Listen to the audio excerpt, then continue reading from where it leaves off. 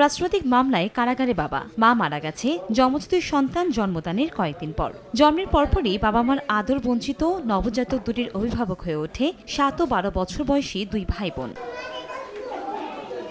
গোপালগঞ্জের কোটালীপাড়ার এক গ্রামে নবজাতকদের নিয়ে দুই ভাই বোনের টিকে থাকার গল্প গণমাধ্যমে আসার পর শুরু হয় আলোচনা, নজরে আসে আদালতেরও। বৃহস্পতিবার মানবিক দিক বিবেচনায় শিশুদের বাবা জামাল মিয়াকে জামিনের আদেশ দেন আদালত। খবর পেয়ে জেলা কারাগারের সামনে ছুটে যান প্রতিবেশী ও স্বজনরা। আলহামদুলিল্লাহ, আপনাদের সবার সহযোগিতায়, গণমাধ্যমের সহযোগিতায়, থানা পুলিশের সহযোগিতায়, কোর্টের সহযোগিতায়, বিজ্ঞ আদালতের সহযোগিতায় আমরা তার জামিনে মুক্তি পাওয়ায় আমরা খুবই আনন্দিত। বিনা কারণে কোনো লোককে এরকম আর পুনরায় হয়রানি করবে না, এটা শুনে আমরা এলাকাবাসী মোটামুটি আশ্বস্ত হয়েছি।